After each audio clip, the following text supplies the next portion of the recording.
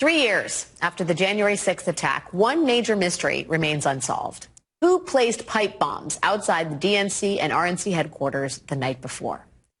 Now, the FBI still has a $500,000 reward outstanding for any information leading to who did it. And a bunch of prominent conservatives this week believe they have finally cracked the case.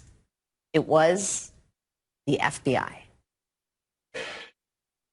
Did someone say, we got to make it look like MAGA's trying to take over the government?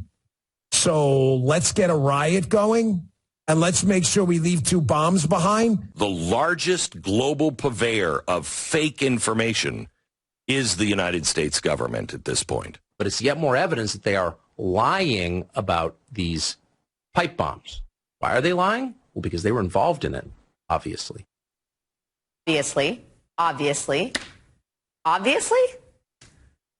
Alt-right activist Jack Posobiec this week pointed out to his nearly 2.5 million followers that the DNC pipe bomb looks almost identical to training devices used by the FBI.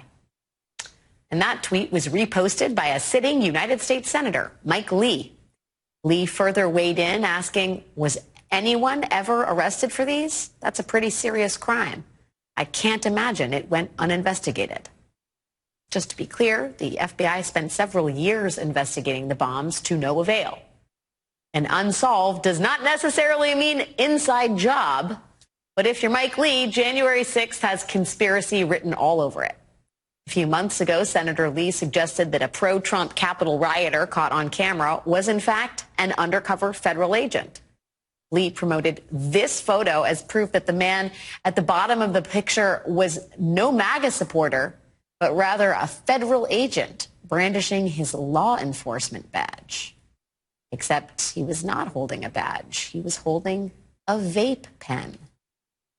Confronted later about that inconvenient truth, Senator Lee admitted that Lyons probably wasn't a federal agent. Admittedly, confusing seditious vapors for undercover FBI agents is sort of par for the course for Republicans like Senator Lee, who apparently enjoy walking on the wild side. After all, Mr. Lee was an early advocate of the fake electors plan and discussed the plot with Trump's chief of staff, Mark Meadows. So it's perhaps not surprising then that Senator Lee last week wholeheartedly endorsed Donald Trump's bid for the presidency, saying unironically that he was choosing order over chaos. Senator Lee joins 25 of his Republican colleagues in the Senate who have endorsed Donald Trump as of this evening. But his special distinction is that he was twice on Trump's shortlist to be a Supreme Court justice. In 2018, Senator Lee interviewed for the seat that eventually went to Justice Brett Kavanaugh. And with Justice Clarence Thomas approaching 80 and Justice Samuel Alito hitting 74 this year, who knows?